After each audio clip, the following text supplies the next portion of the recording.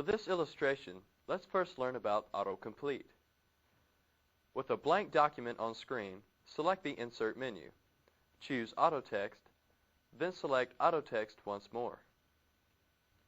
This brings up an autocorrect dialog box. Here, make sure that Show AutoComplete Tip for AutoText and Dates is selected. Also, notice the list of AutoText entries that are available, such as Attention, Best Regards, and Best Wishes. At this point, press Enter. Now, let's see how AutoText works. Type ATTE, and notice the word Attention is displayed in a box. This is the word we want entered in the document. Press Enter, and the word is complete. As mentioned earlier, AutoFormat corrects common typing errors. For instance, type the word TEH. This is a common mistake when typing the word the. Press the space bar and the word is automatically corrected. We can also add a word that we have trouble spelling. Select the Insert menu, choose AutoText, then AutoText once more. In the dialog box, click on the AutoCorrect tab. Let's say we often misspell the word computer.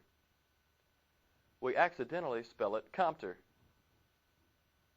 To fix this, type COMPTER in the replace box, then type computer in the with bar, then press Enter twice. To see if it works, type compter and press the space bar. Notice the word is automatically corrected. In addition, AutoFormat applies formatted headings or lists. For instance, type number 1, period, then key points, then press Enter. And the number 2 is automatically displayed on the screen. Now click the Close button. At the Save Changes dialog box, click No.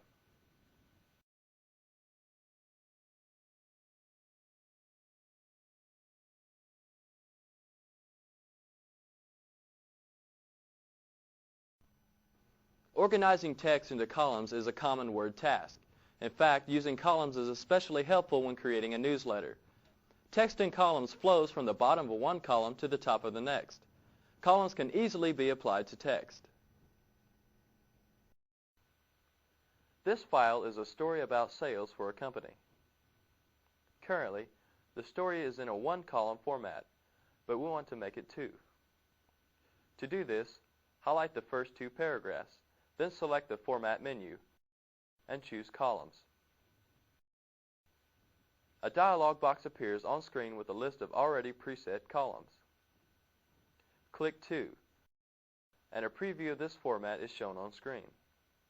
Also, make sure Apply to Selected Text is displayed. Now press Enter, and the first two paragraphs are converted to a two-column format. Let's make it a three-column format. Choose the Format menu, then Columns. Now, click on 3, then press Enter. The changes are again made to the text.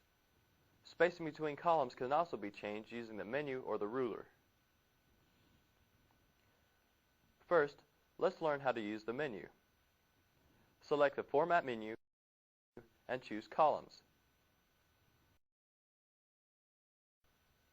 In the dialog box, the spacing is set at 0.5 inches. Click the up arrow button next to this field until the measurement is 1 inch. Then press Enter and notice the changing to the spacing of the text. The ruler also can be used to changing the spacing. Simply move the pointer to the margin boundary on the horizontal ruler. Then hold down the mouse button and drag. A line also can be placed between columns, which is a common design in most newsletters.